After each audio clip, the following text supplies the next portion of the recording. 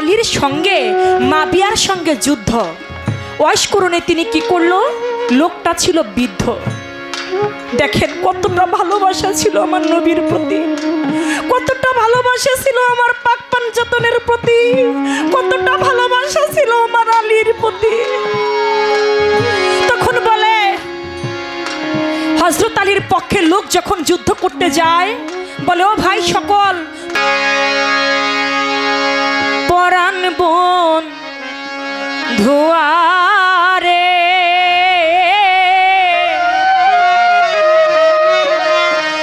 পহরান যাইবার আগের দেখা দিও। বিচ্ছেদ গান মানে এই না, বন্ধু তুমি আইলা না পাশে কেন বইলা না, এর নাম কখনো বিচ্ছেদ গান না। বিচ্ছেদ মানে জীবন থেকে কোনো কিছু বিয়োগ হয়ে যাওয়া, কিছু হারিয়ে যাওয়া। আজকে এখানে যারা গান শুনতে এসেছেন, আমি জানি দুহার নবাবগঞ্জের মানুষ এরা ভাবুক মানুষ, হালকা গান বেশি একটা পছন্দ করেন না। তা আমি সেদিকে লক্ষ্য করে চলে গেছে না ফেরার দেশে ফতুল্লার বড় আবুল সরকার, এমন তত্ত্বধারী একটা শিল্পী আর আমাদের মাঝে আর আসবে না। ফতুল্লার বড় আবুল সরকার, যার কথার যে একটা ওজন, যার গানের মধ্যে যে ওজন, তেমন একটা শিল্পী আমাদের মাঝে আর আসবে কিনা এটাই ভাবার বিষয়। তাই সেই বড় আবুল সরকারের এই বিচ্ছেদ গানটি আমার খুব ভালো লাগে। আমার কেনই জানি এই গানটা গাইলে আমার অন্তরটা, আমার হৃদয়টা কাঁদে। তাই সেদিক থেকে আমার মন থেকে বিচ্ছেদ গানটি গাওয়া।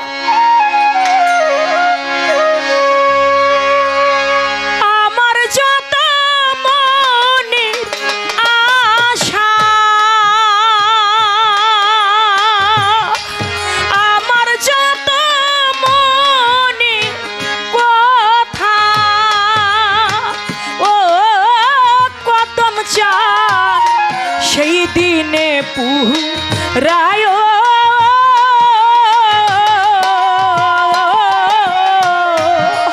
পহরান যাইবার আগের দেখা দিও। পরাণ বোন ধোয়ারে পহরান যাইবার আগের দেখা দিও।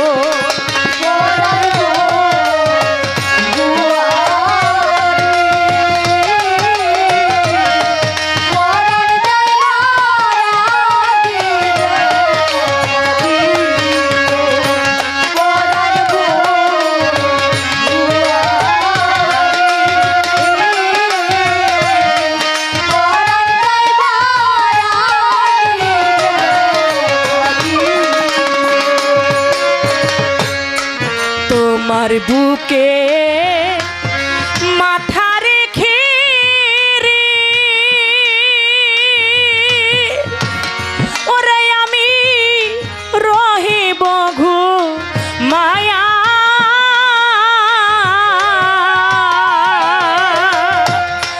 জনমের ঘুম দিব রে বন্ধু, ও বন্ধু তোমায় বুকে লইয়া, তোমার বুকে মাথা রেখে ওরে বন্ধু রহিব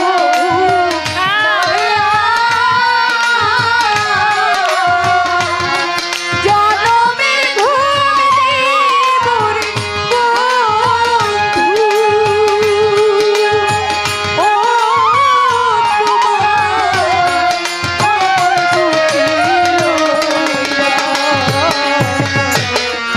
তোমার বুকে মাথা রেখে রে কদম চান রহিব খু মায়া,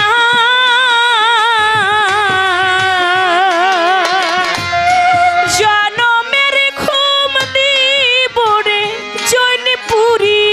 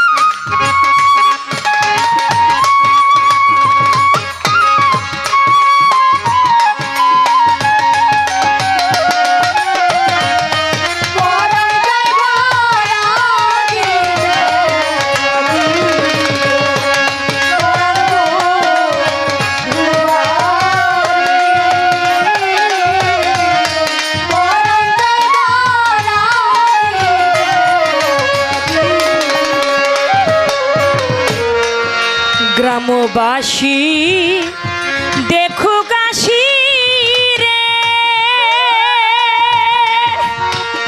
জয়দর চান কদম চান তোমার বুকে আমি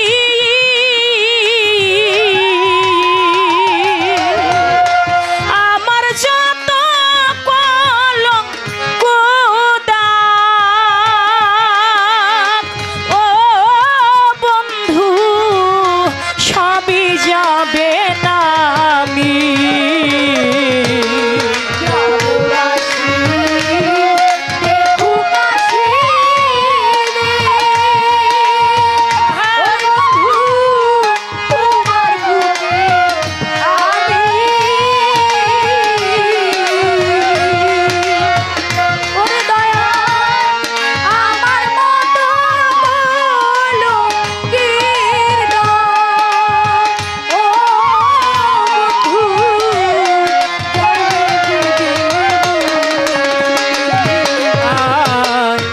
গ্রামবাসী দেখো গাছি রে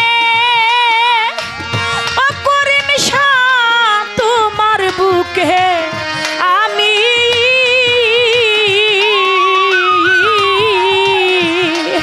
আমার যত কলঙ্ক দাগ ও বন্ধু সবই যাবে না আমি সেদিনে আসিয়া তুমি ওরে তুমি সেদিনে আসিয়া তুমি ওরে সেদিনে আসিয়া তুমি ও তোমার সঙ্গে করে নিও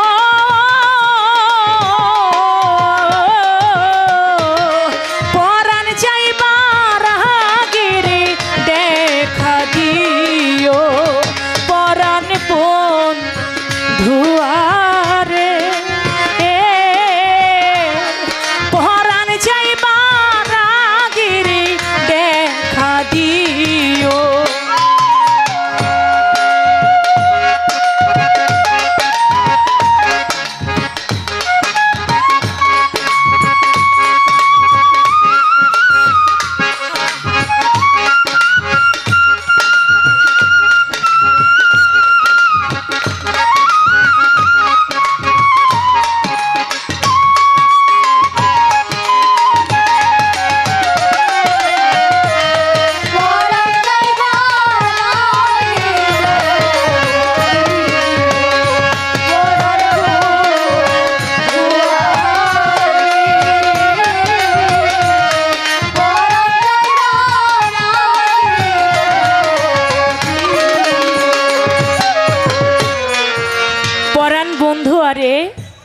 পরাণ যাইবার আগে দেখা দিও আমার যত মনের আশা তুমি সেই দিনে পুরায়ও পরাণ বন্ধুরে আমার পরাণ যাইবার আগে দেখা দিও এ কথা কে বলে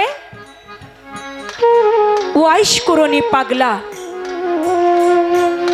যিনি আশেকে রাসূল ওয়াইশ করনি আমার দয়াল নবী উফাতের পরে বলে গেলেন আমার গায়ের জুব্বা মোবারকটা তোমরা ওমর হে আলী ওয়াইশ করনি পাগলকে দিও দয়াল নবী উফাত হয়ে গেলেন জুব্বা মোবারকটা নিয়ে চলে গেল ওয়াইশ করনির খোঁজে যার কাছে জিজ্ঞেস করে যে তোমরা কি কেউ ওয়াইশ করনিকে চিনো সবাই নিষেধ করে না আমরা ওয়াইশ করনি নামে কাউকে চিনি না তবে একটা পাগল ওয়াইশা পাগলা যার নাম ওই পাগলকে চিনি পাগলে পাহাড়ের চূড়ায় থাকে পাগলের কাঁধের মধ্যে একটা ঝোলা সব সময় থাকে বলে আমরা তো ওই পাগলটারই খোঁজ করি কারণ আমার দয়াল নবী বলেছিল ওয়াইশ করনিকে হযরত আলী বলেছিল ইয়া রাসূলুল্লাহ আমরা ওয়াইশ করনি তাকে কেমন করে চিনব বলে তার হাতের মধ্যে দুইটা দাগ দেখতে পাবা কিন্তু দাগ দুইটা গভীর নয় হালকা এবং তার মুখের মধ্যে কোনো দন্ত থাকবে না, তার মুখের মধ্যে কোনো দন্ত থাকবে না, তার কাঁধের মধ্যে থাকবে একটা ঝোলা, ওইটাই হবে ওয়াইশকুরনি পাগলা। করুণ শহরে চলে গেল, গিয়ে দেখে পাহাড়ের চূড়ায় কাঁধে একটা ঝোলা। ডাক দিয়ে বলে, আপনি কি ওয়াইশকুরনি?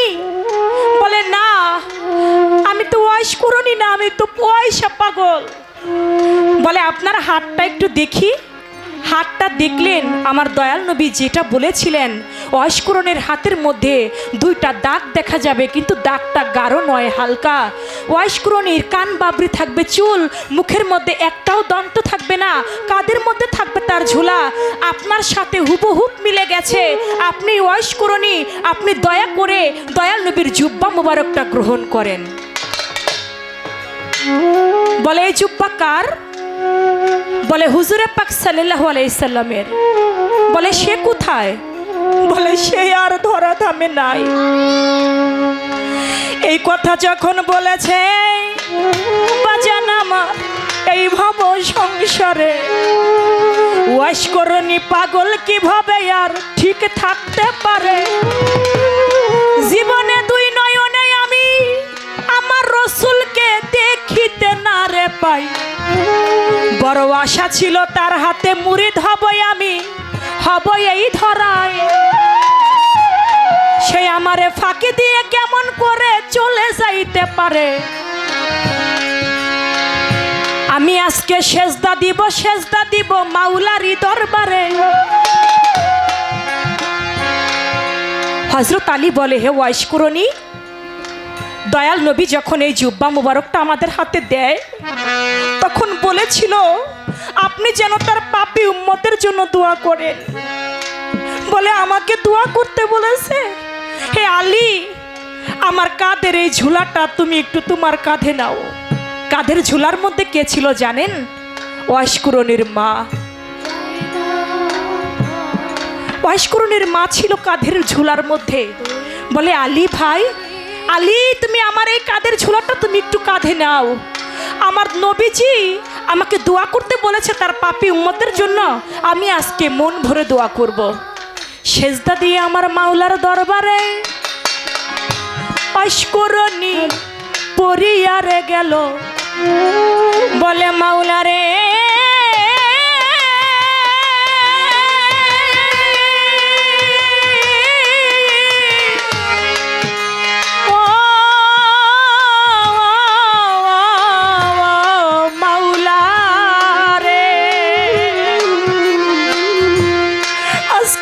সেজদা দিয়েছি তোমারই দরবারে, সেজদায় আমি উঠাবো না যতক্ষণ 16 আনা উম্মতের গুনাহ মাফ হইব এই ভব সংসারে।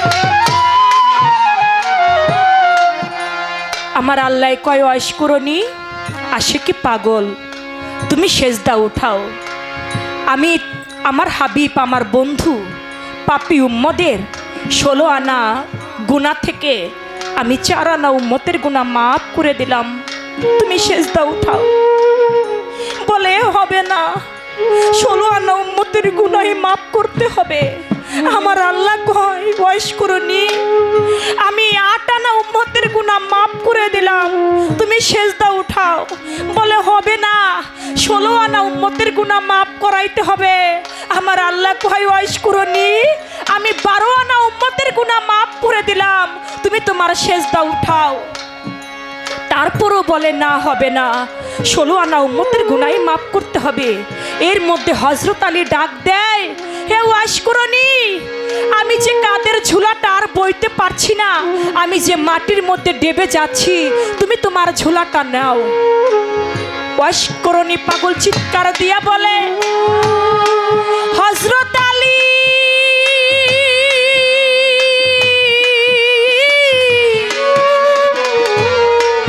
আলী রে, কি করলা এই ভব সংসারে? আর কিছুক্ষণ সময় পরে যদি ডাক দিতা, নবীর পাপীতে পাপী উম্মতের 16 আনা গুনাহ মাফ করাইতাম এই ভব সংসারে। 12 আনা উম্মতের গুনাহ মাফ করিয়েছিলাম। 4 আনা উম্মতের গুনাহ বাকি ছিল, তুমি আমাকে আর একটু পরে যদি ডাক দিতা। এটা বলে চোখের পানি ছিঁড়ে দিয়ে কাঁদতে লাগলো। চলে গেল জুব্বা দিয়ে হযরত আলী এবং ওমর রাদিয়াল্লাহু তাআলা আনহু। কিছুদিন পরে মাবিয়ার দলের সঙ্গে সিফটিনের যুদ্ধে হযরত আলীর যুদ্ধ শুরু হয়ে গেল। ওয়াশকরণী সংবাদ পাইল আমার নবীর বংশধর হযরত আলীর সঙ্গে মাবিয়ার সঙ্গে যুদ্ধ। ওয়াশকরণে তিনি কি করলো? লোকটা ছিল বৃদ্ধ। দেখেন কতটা ভালোবাসা ছিল আমার নবীর প্রতি, কতটা ভালোবাসা ছিল আমার পাক পাঞ্জাতনের প্রতি, কতটা ভালোবাসা ছিল আমার আলীর প্রতি। তখন বলে হযরত আলীর পক্ষে লোক যখন যুদ্ধ করতে যায়, বলে ও ভাই সকল তোমরা কোথায় যাও? বলে মাবিয়ার সঙ্গে হযরত আলীর পক্ষের লোকের যুদ্ধ, আমরা সেই যুদ্ধে যাই। বলে ভাই রে, আমি তো বুড়া মানুষ, আমার গায়ের মধ্যে কোনো শক্তি নাই, মুখের মধ্যে দম তো নাই, তোমরা যদি আমার সঙ্গে করে নিয়ে যাইতা, আমি একটু হযরত আলীর হইয়া মাবিয়ার দলের সঙ্গে আমি একটু যুদ্ধ করতাম। একজন আরেকজনকে বলে পাগল, মুখে নাই দন্ত, গায়ে নাই শক্তি, এ নাকি মাবিয়ার দল যে শক্তিশালী দল, তাদের সাথে নাকি যুদ্ধ করবে, কি কয় এই পাগল ছাগল। আরেক লোক কয় নে না, বুড়া মানুষ, পথে থেকে যদি একটা ইটার চাকাও টুকাইয়া দেয় যুদ্ধের ময়দানে, এটাও আমাদের কাজে লাগবে, নিয়ে নে ওরে। ওয়াশকরণীকে নিয়ে চলতে লাগলো। এমন ভাবে ওয়াশকরণী পাগল যুদ্ধ করতে লাগলো, মাবিয়ার দল হেরে যেতে লাগলো। কেউ পারে না ওয়াশকরণীর সাথে যুদ্ধ করে, কেউ পারে না, সবাই পরাজিত হয়ে যায়। একে একে গিয়ে সবাই মাবিয়ার কাছে সংবাদ পাঠায় যে এমন একটা বৃদ্ধ লোক হযরত আলীর পক্ষে যুদ্ধ করতেছে, তার সাথে আমরা যুদ্ধ করে কিছুতেই পারি না। বলে লোকটা দেখতে কেমন? বলে বৃদ্ধ, মুখের মধ্যে কোনো দন্ত নাই, কিন্তু গায়ের মধ্যে এত শক্তি কই থেকে পায়? বলে তোমরা একটা কাজ কইরো, তোমরা তার সাথে পারো না? কয় না। বলে সে আর কেউ হইতে হবে না, সে নিশ্চয়ই আশিকে রাসূল ওয়াশকরণী। তোমরা একটা কাজ কইরো, ওয়াশকরণীকে সামনে দিয়ে কখনো আঘাত করলে সে পরাজিত হবে না। তোমরা ওয়াশকরণীকে পিছন দিক থেকে তীর মাইরো। কারণ কি জানেন? ওয়াশকরণীর বুকের মধ্যে আমার দয়াল নবীর বাতাস লেগেছিল, এজন্য সামনে দিয়ে আঘাত করলে ওয়াশকরণীর আঘাত গায়ে লাগে না।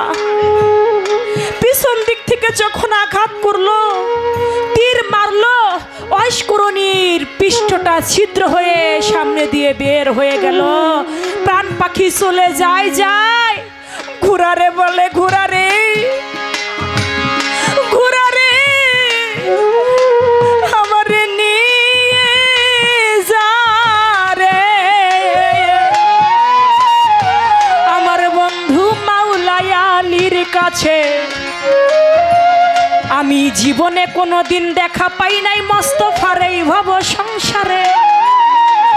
আমি হযরত আলীর হাতে হাত রেখে বায়াত গ্রহণ করে আমার প্রাণ পাখিটা বিদায় দিতে চাই। আমায় নিয়ে ঘোড়া চল না রে আমার মাওলা আলীর ঠাই। ঘোড়া পৃষ্ঠের মধ্যে একটা কামড় দিয়া ওয়াশকরণীর নিয়ে গেছে মাওলা আলীর কাছে। মাওলা আলীকে বলে দয়াল, জীবনে কোনোদিন রসুলকে দেখি নাই, বড় ভালোবেসেছি, মহব্বত করেছি, আপনাকে বেলায়েত দান করেছে, আপনি বেলায়েতের সর্দার। আমার বড় ইচ্ছা ছিল সচোখে আপনাকে দেখে আপনার কোলে যেন মাথা রেখে আমি মরতে পারি। আজকে মনে হয় আমার সেই বিদায় সজ্জা চলে এসেছে। আপনি আমাকে আপনার পায়ের মধ্যে একটু শোয়াবেন। মাওলা আলীর উরুর মধ্যে ওয়াশকরণীকে শোয়াইলো। হযরত আলীর মুখটা দেখে দেখে ওয়াশকরণী পাগলা চির বিদায় নিয়ে চলে গেল। তোমার কোলে মাথা রেখে রে ওরে আমি রহিব মায়া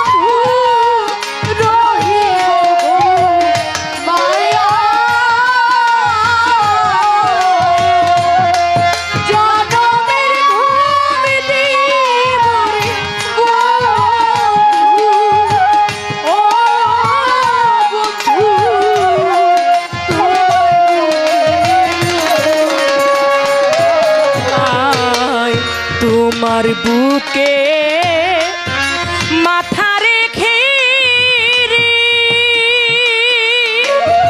খাজা বাবা রহিব ঘু মায়া জনমের ঘুম দিব রে শানা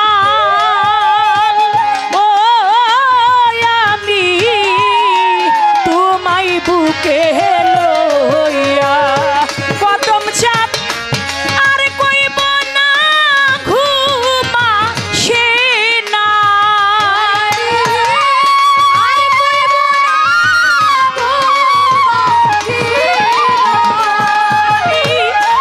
আর কইব না ঘুমা সে না ও আমার একা ঘরে প্রিয়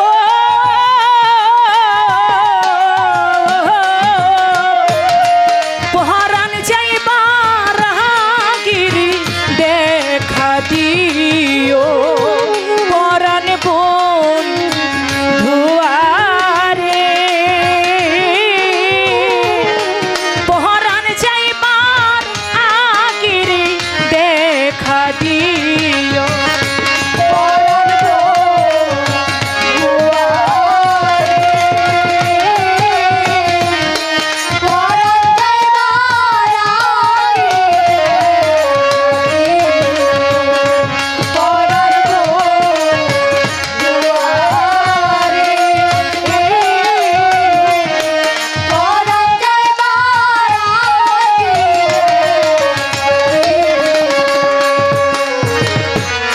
সেই দিনের দিন শেষের দিন রে ওরে আমার নাই রে বুঝি বাকি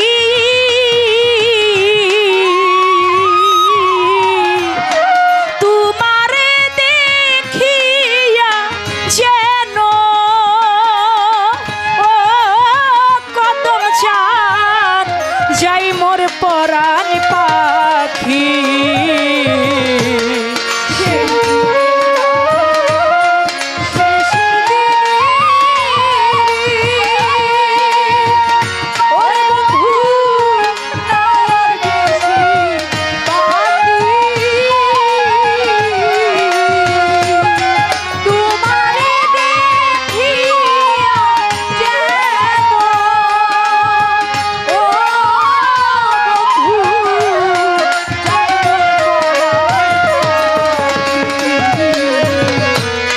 সেই দিনের দিন শেষের দিন রে